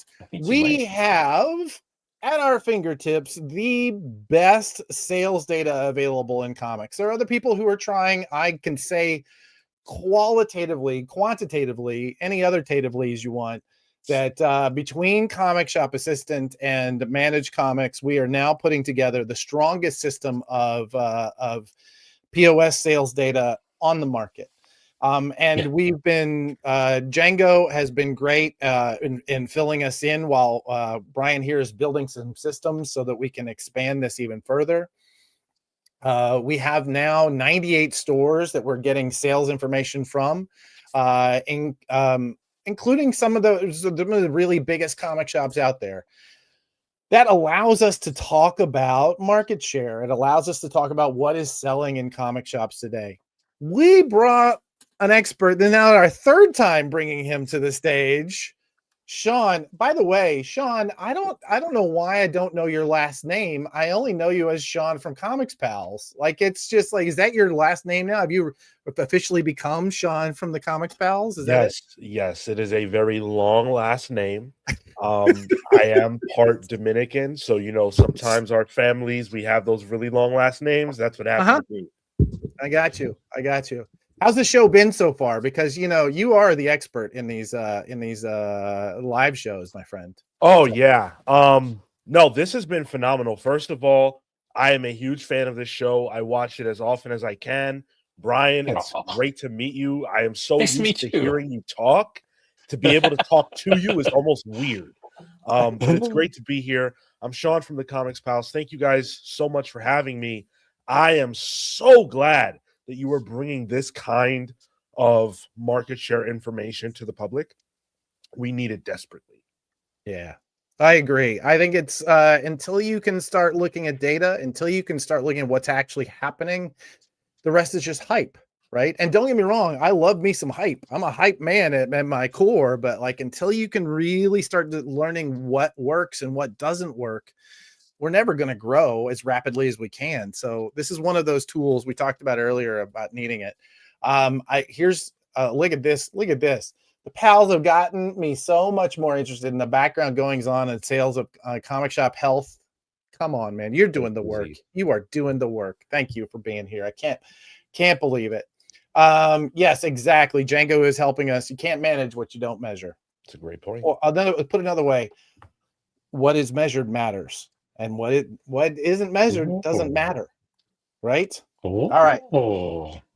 So this week we are looking at sales data from last week. That has been our newest innovation, is we've been able to bring forward sales that are happening on a week-to-week basis. Last week we talked about who was winning, who was losing in the comic shops.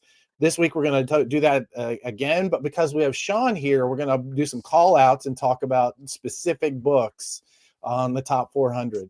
We're going to tell you how you can see the rest of the 400 at the end of this, but let's get into it, shall we? Who is leading this week? Marvel back on top. Wow. My goodness. Let's go. Actually, you know what? Can we do this thing because I want to go back and then come forward? Oh, I thought I was going to do the little bouncing thing where it jumped up. Yeah, I know. It didn't bounce. Oh, man. All right. Well, we'll work on that. Blake, God damn it. Oh, no, it's not his fault. It's because we have to convert it to PDFs I know. That's not him at all. I know, but That's he needs me to poke him to get him to go. Oh, no, we gotta love Blake. All the love for Blake. You saw the top 400 list, Sean. Yes. What happened here? How did Marvel get back up front? So this is actually very surprising. Now, I say that because everybody was talking about how unbelievable DC did, and DC deserves a ton of praise for their success of late. But Marvel has a way of climbing back to the top. And when you look at the top 10, it's a lot more Marvel than it was certainly in December. I don't know how much of this you want to go into, but Marvel had a really good week, and not just in terms of pushing out a ton of books. They actually put out some pretty quality books. So let's talk about those books, but first let's get into who else is on this list. We've got Dynamite coming in, a solid number 5. I will say we've gotten used to seeing IDW here. They do all those really amazing licensed books. Image at that kind of, they've really settled into that 14 to 15%. I will say that seems to be a generally week-to-week average. Dark Horse, Udon doing well. I mean, I'm sure if we looked at the sales numbers of bookstores, they would be much higher on this list than even some of these other people. But we're just talking about comic shops right this second. Boom doing a solid job. Can we talk? I know we do this every single week these days, but Mark Spears, this X Posse Holdings is just Mark Spears. It's one artist making this work. Mark Spears do you guys talk any Mark Spears on the pals? We have, because of the blind bag bonanza, so to speak. Mark Spears is one of the spearheads of that, and I give him his flowers. I think it's incredible what he has managed to achieve as a one-man show by and large, and I think it's a testament to the way that marketing and selling comics has changed. Mark Spears is a belle of the ball online, on Whatnot, on these different platforms that, the direct market really hasn't, there is no pipeline to that. Right. So I love the fact that he's doing it in a diverse way. And it's art focused. 100%. Then following in Oni Press, I'm going to pull out this quote from Joe Keating in our chat. We talk about Joe. You're like the secret guest this week. He has been telling us Oni Press is going to double their market share this year and or next year. You agree? Do you think he's right about that? Either one of you. What do you feel about this? Personally, my old friend Hunter Goranson used to work with him at Valiant. one of the smartest players in the market. Like, that dude is very smart, very driven, very hardworking. I know he put together an incredible team. I would not be surprised to see this, but yeah, I'll leave that to you. And then I know, Sean, you had some call outs, right? You wanted to talk about. Yes. So there were three books that stuck out to me for different reasons this week in terms of sales. I want to start with Avengers number 34, aka Avengers 800. I have my copy right here. Now, this issue is notable not just because it's issue 800, but it's the return of Avengers writing legend Brian Michael Bendis and Mark Bagley to the book. So I thought it was interesting that this book, for all of that, was only 11th in sales. The Avengers title has typically done well, top 20 in sales since Jed McKay picked up on the book. I thought that this week, given all the hype around it, that it would do better. Here are the problems. One is that this book is $7.99, right? So that price point is going to turn off a lot of people who would have otherwise picked this up casually because they wanted to come back for Bendis. I am one of those people who came back for Bendis. The other thing that's really notable that we discovered on my show while we were live, so if you want to check that out, listen to the most recent episode of Pals Pulls, was this. I don't know how well you guys can see that, but as it turns out, go ahead. Is that the staples coming out of it? Yes. Yeah. And this was a problem that so many of my listeners had as well with their cover A's of Avengers 800. So the staples were pulling out of this $7.99 comic? Yeah. That's I think they used the wrong size staple. I think they were the shallower ones because it is like prevalent, and the message boards are up in arms over it, or the Facebook groups, I should say. And Penguin Random House actually announced that they are doing a fix for it. All right. Damn. Yeah. Well, there you go. I'm with you. I was excited. I'm excited to see Bendis and Bagley back on the scene. You're right. It's such a flub though, right? I hope that's. I'm really curious to see if that team is able to build the kind of market share that they have in the past. But and I know that Marvel will do their best, including throwing as many SKUs at us as possible. But yeah, wow. That's a flub. That's a hard flub. Unfortunate. Just cover A, says Brian Fudge. So all right. Thank you, Brian. Well, all right. What else? So tell us what else were your biggest surprises out of our top 400 this week. So this next one is one of my favorite books to talk about, not just because of how good it is, but because I think it's a success story that we can all learn something from, and that's Beneath the Trees Where Nobody Sees Rite of Spring.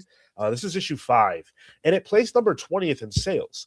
Now, it's an IDW book, and a lot gets said about IDW, but I think it's worth pointing out that IDW has one of the few really competitive selling books in the market that's not a pre-existing IP. This is in-house. Patrick Horvath developed this. IDW put a lot of marketing behind it. I remember New York Comic Con 2024. You couldn't look anywhere without seeing some Beneath the Trees marketing, and it worked. Here we are talking about the sequel being number 20 on a list number 21. Yeah, no, number 20 on a list that includes books like Action Comics, which is just after it, Wonder Woman, Doctor Strange, Absolute Superman, Batman and Robin. These are massive names, and Beneath the Trees is outselling all of those. I think there's a lot of conversation. Nick actually talked a little bit about it, and a lot of the conversation that we're hearing from especially the retailer community right now is that we're seeing DCKO. That's interesting. A lot of the conversation we're seeing around creator-owned books is that they're not really popping like these big stories are, and I think that is really we keep saying that this is a generation that needs to age into they came to comic shops for Batman with a big axe, and they gotta like age into these creator-owned books, and I think maybe this is the first volley of that. That's a good point. Good call out. Well, I always say that quality creates cash. And Beneath the Trees is one of the highest quality books on the market every time it's out. This issue in particular, everybody, is unbelievable. So definitely check it out. Awesome. And you had a third one. Yes. Now, my last call out is not a new book in 2026 at all, but I think it's worth talking about. So this is Batman Deadpool number one. This is DC's portion of the crossover. Everybody listening will know that, of course, Marvel and DC teamed up last year to do two major crossover issues. Now, the Marvel portion of that outsold the DC one by quite a bit from what I have read. And a lot has been made of varying reasons why that is. The Marvel one came first. The DC one had a varying price point. One of the things that I think DC themselves attributes it to is the fact that a lot of people thought there was no difference between the two books. And so because they already bought the first one, they thought that what was on shelves when they went to the store again was just different covers or whatever. To the point where DC had people like Jim Lee and Scott Snyder going on social media and informing the public that these, in fact, were separate books. And DC put out some new covers. So this issue actually was in the top 50 of sales. I believe it was number 43. So number 43 in sales was a book that came out 3 months ago. That's a long tail. That is a long tail. And once again, I just keep remembering the moment where Brian and I were sitting at Comics Pro when they were announcing the Marvel DC. What did I turn to Brian and say? We are going to make so much money this year.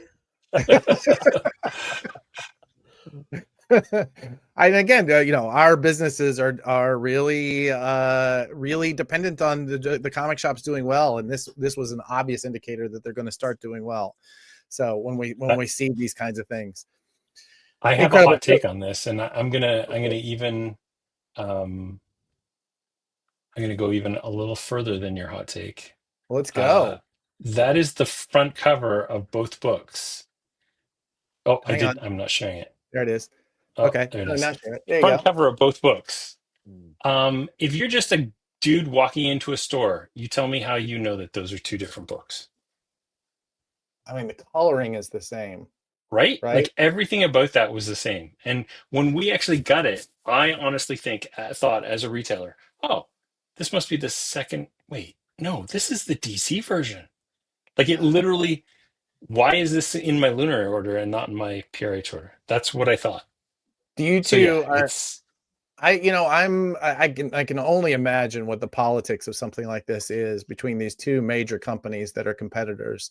But Sean, what would you recommend if you're a marketing guy working for either one of these companies? What would you have done differently? I don't think that this answer will work for them for a lot of the political behind the scenes reasons that we can all imagine. But I don't think I don't think that the wisest strategy was to make two iterations of stories with the same characters. I think one being Batman Deadpool is fine, but I think the very next one should have been, Superman Spider-Man. Yeah, for sure. Yeah. Do Titans X-Men and then do Justice League Avengers, right? Like there's one for ones that you can do for all these. I mean, honestly, Deadpool is not Marvel's number one, right? Like Marvel's number one is Spider-Man. So you can do both of those things and still get big numbers. But yeah, I mean, they didn't do bad. Like this still with our numbers that we were looking at, solidly put DC ahead of Marvel in whatever month that was, November, when the DC version came out. So it did really well still. It just didn't do the Deadpool Batman numbers. Also, if you're a retailer, it is smart. Split the two up, right? Yeah. And make people take a look at it. That's very smart, Randy. Awesome. So even alphabetically, right? Deadpool and then Marvel. So, could I throw out a question real fast? Yeah, please. Sure. Let's go. So on my show, on the Comics Pals, we discussed sort of a bet amongst ourselves as to which publisher's iteration of Superman Spider-Man would sell better. DC is going first this time. They're getting their book out first. So I just want to quickly ask you both, which one do you think will sell better, DC's or Marvel's? Ooh, boy, that's a good, interesting question. Is it? I apologize for even having to ask this. Is it different creative Yeah. teams? Yes. Completely different teams. While DC has a lot of their heaviest hitters on the project, Greg Rucka is involved, many others. Marvel has gone out and hired the mercenaries behind Ghost Machine. They got Jeff Johns, they got Gary Frank involved, and Brad Meltzer. Brad who's writing the Meltzer, A yeah. story. Yeah. Then Pepe Larraz is drawing the A story, and Gary Frank's drawing the B story with Jeff Johns. Yeah.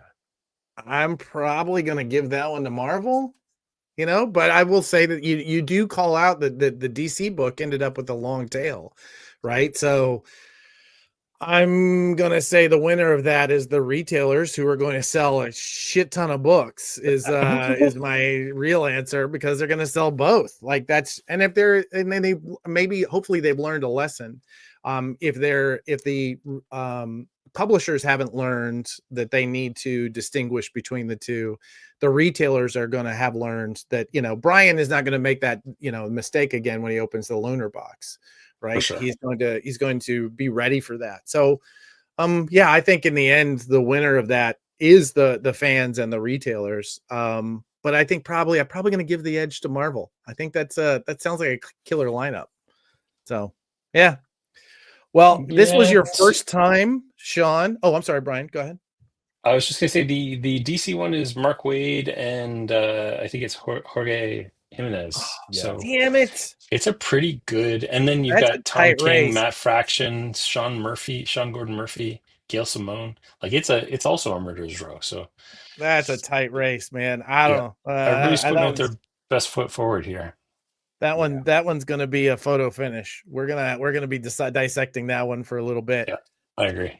Sean, this was your first time looking at this list. What was your overall, how was your first impression? I know we dropped it on you with very little time to prepare, but what was do you have a big takeaway from this experience so far?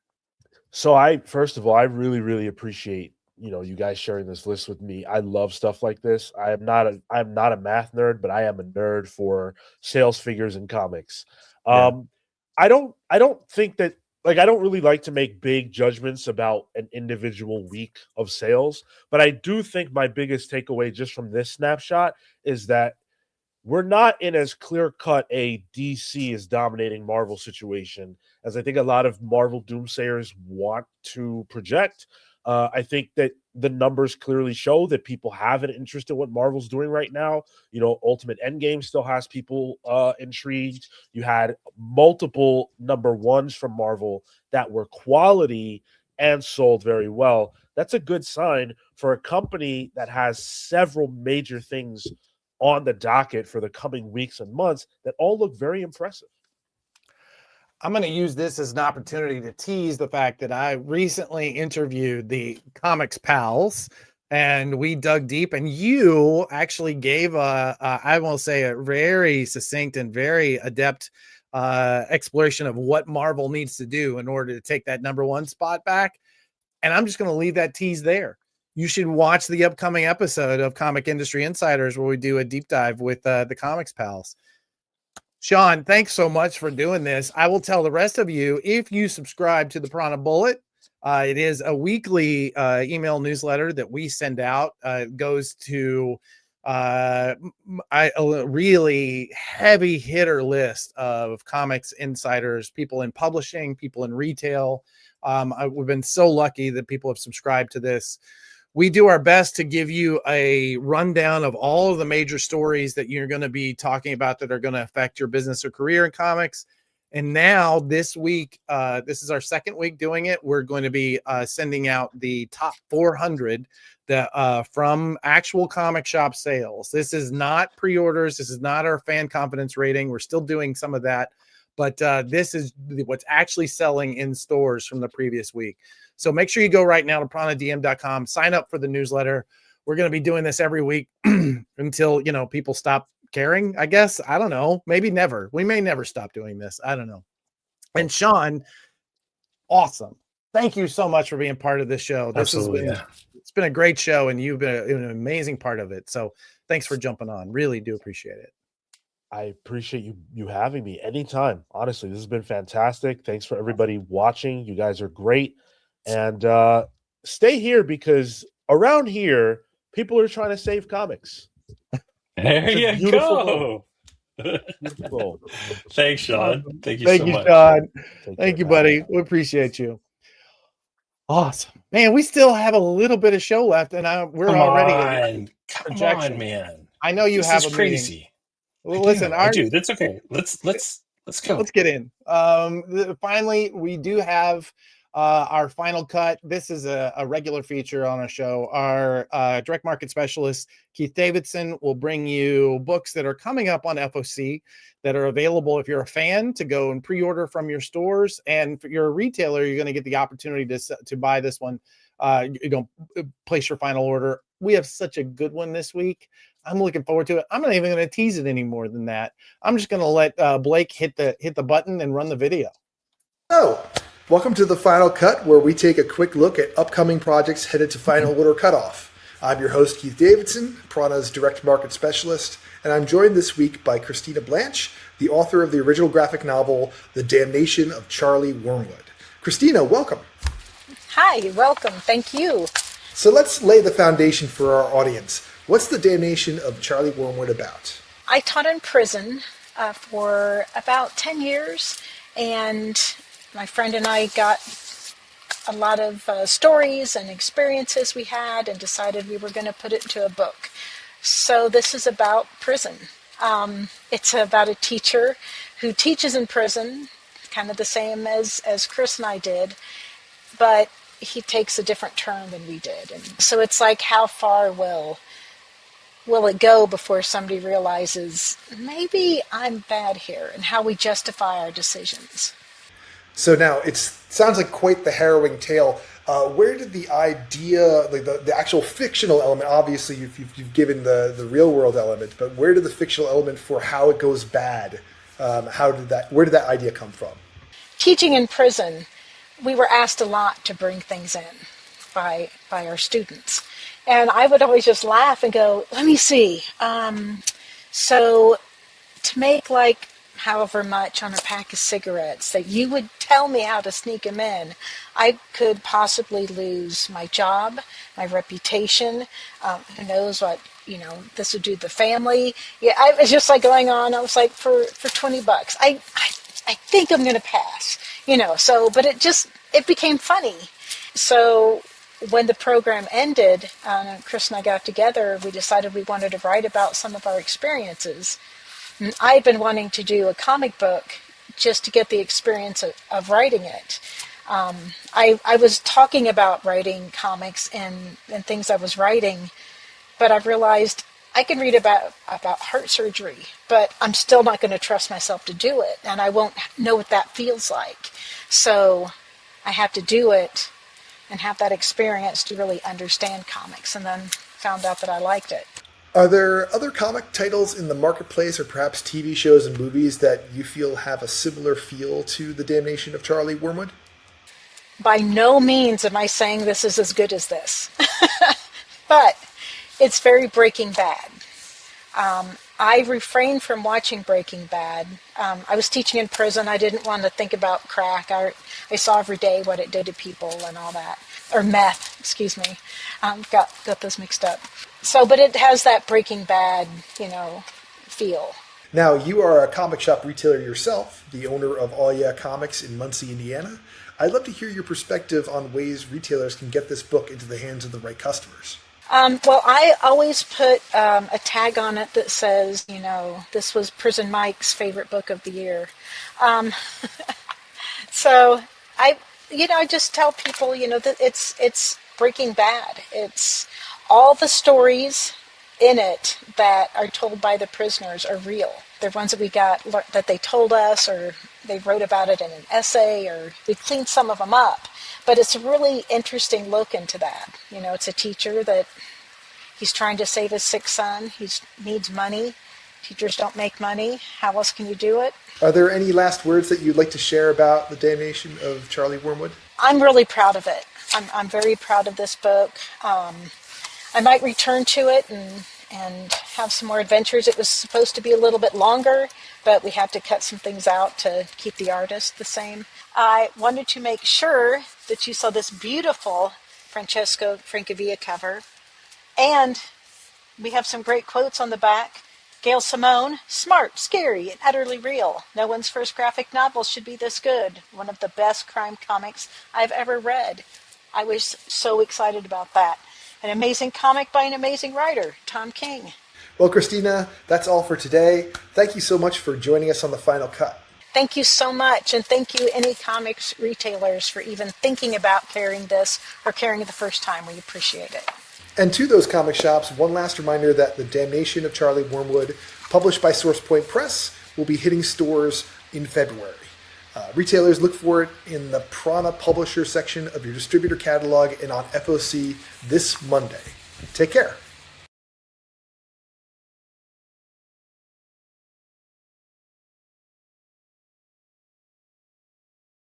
Oh, my mic is muted. Am I mic? Me am I too. muted? Me too. Oh, no, here we go. Okay, cool. You're back. You're back.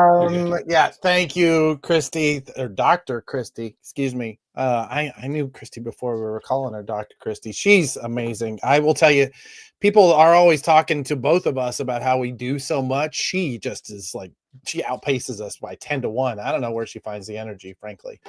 But she does some amazing, amazing work, and I can't wait for people to get this back on the shelves. Dirk has done an amazing job of putting this book out, and now we're going to get into retailer shelves. So once again, available from Lunar, Universal, and you know, if you're a Diamond UK account, we're going to do our best to get that in there as well. So there you go. Awesome. Blake, why don't you come to the screen? Let's give away some stuff. Wanna? Yeah, let's do it. All right, let's Dude, this show's been exhausting. Let's go. Oh my goodness. it's been a whirlwind. I brought the wrong window. Sorry, chat. Oh, dude. Sorry, chat. Sorry, guys. All right. Let's share more screens. All right, here we go. Second watch. I like that. I like it when people have to like go back in and take notes. All right. If you have not hashtag insiders, it's too late. Yeah, let's see who our big winner is for this week. All right, we're gonna draw. Here we go. I like that we're not seeing our own this week. That's good. Yeah, it was smart. We all didn't enter it ourselves. Bruno Tapia. Awesome, Bruno. Well, thanks for being here. Thanks for watching. Why don't you go ahead and send us your address? This time, why don't you send it to info@pranadm.com, and we'll make sure to get you one of the Comics the Magazine number zeros and a full set, including the very rare Steve Anderson trading card. We're going to get you guys a set, and we may, Megan, if you're watching this, let's throw in something else. Let's throw in something fun that we've also done in the last year. We do a lot of stuff, and we should be able to share those around. So, here's a little something frilly. That's right. That's right. And you, Bruno, when you get it, you're gonna have to let me know what it is you got, because I won't know until it lands. There you go. Just a random thing. Like a Wham Labs, and don't talk about Wham Labs yet. That's coming soon. No. We're not talking about Wham Labs yet. Oh no. Awesome. Blake, thanks for doing all the work, buddy. Really appreciate it. Too many announcements. Yeah, There's lots of announcements happening. Right? Well, what a huge show is this, though, eh? Like, I thought that this was going to be a big show, but I didn't think it would be this big. This is a newsmaker show. We got to see artwork from a book that hasn't been solicited, guys. Yeah, that doesn't happen every day. You know, insane. Insane. Insane. A-list title. So yeah. And next week, Kevin Smith. No, I'm just. Hey, Kevin, now if you're listening, yeah, we would love to have you on the show. We'd love to, our show. If you watch the chat, you can see how many retailers that are watching us. We are definitely don't know that I'll be able to speak if we do, but I'll give it a shot. Give it a That's shot. right, Megan. He has his own. He is a retailer. Jay and Silent Bob's Secret Stash in Yeah. Red Bank, New Jersey. That's right. He's also a huge fan of Golden Apple Comics in LA. right. He's There you go. Awesome. Thank you, boys, and thank all of you. You know what?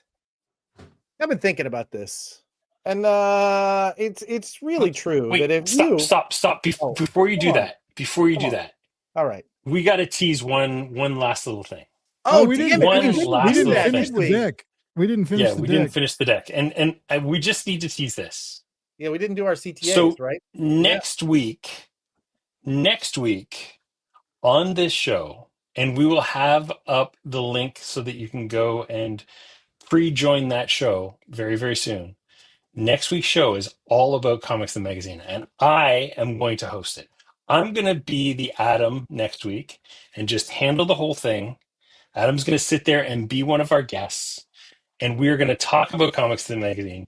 I'm going to steal stuff that nobody else has seen and just unleash it. I'm not going to take no for an answer. We are going to preview things you've never seen, and you are going to desperately want to sign up for Comics the Magazine if you're a fan, and if you're a retailer, you're going to say, just take my money. You're going to be throwing money at the screen. It doesn't work that way, but you will be doing it. So come here next week, see the Comics the Magazine episode, and find out why this is the launch of 2026. I don't know why I get paid for sales and marketing. I don't know why I need you to do that, but I do. Thank you. While you're at it, just go to managecomics.com, register for the webinars, learn how managecomics.com is going to make your comic shop that much better. If you're a fan and you want your comic shop to actually, make sure that they get the books that you want to pre-order, they should probably be using managecomics.com. So scan the QR code, have your retailer get signed up, go through the webinars. I will tell you, Brian, if he wants to talk about the stuff we're doing, I'm going to talk about him.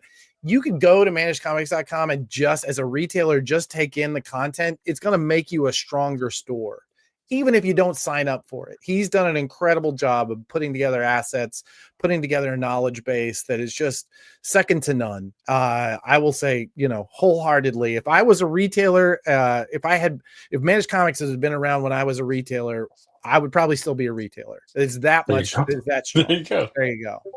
Awesome.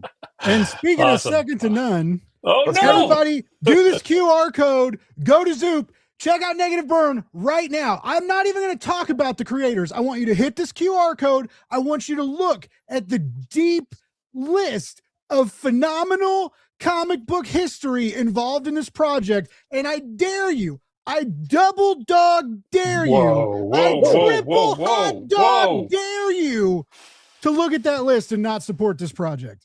Oh, well, guys, settle down. We're going to burst an artery here. Double dog My dare. goodness. It's bringing that buzz energy. That's a boy right. who had 2 dogs before getting on. That's what was going on there. Double fisting dogs. Whoa. Double dog. I mean, you're not wrong, but whoa. That's right. Someday, Brian. Someday. Oh, maybe if I'm lucky. I think it's why not? Why stop there? I think publication, comic book serialized publication of the year, Comics and Magazine. Can we get a Webby? Can we get a Comics Industry Insiders Live Webby? That'd be pretty sick. Listen, there is an Eisner, isn't there now for podcasts? I think there is. There's both an Eisner and a Ringo, and number 0 qualifies for both. And if you're on it, maybe we haven't yet got that pitch going, but we're gonna. If you, we would love your support when it comes time for awards. All right, can I do the thing now? Are you boys? Do the thing. Blake, am I good? You're good. All right. I want to thank the guests that came on this show this week, and there were a lot of them. I want to thank Fred and Adriano. I cannot believe I'm going to try and do this from memory. Sean and Nick Patera. I'm going to thank, Chris Powell and Steve Anderson, and then Sean again. my buddy Brian, our absolute superstar Blake. Absolutely, I want to thank all of you, but mostly, if you bought comics this week, if you were part of that list, that top 400, because you went to your comic shop and you bought comics and you emptied out your pull box, thank you. If you're a retailer, if you were Randy or any of the other retailers that I'm looking in the chat, and I really wish I could remember them right off the top of my head. Brian, oh my God, one of the smartest guys in the room. If you are a retailer and you swept that floor for the 10,000th time this week and you hand sold a book that you're passionate about, thank you. If you're a content creator and you're making comics that are getting people, or not making comics, you're getting people excited about the comics that we all make, thank you. If you're a distributor, a publisher, if you're Nick Patera, thank you. Because you know what you guys did this week? You saved comics. And we thank you for that. All right. Namaste.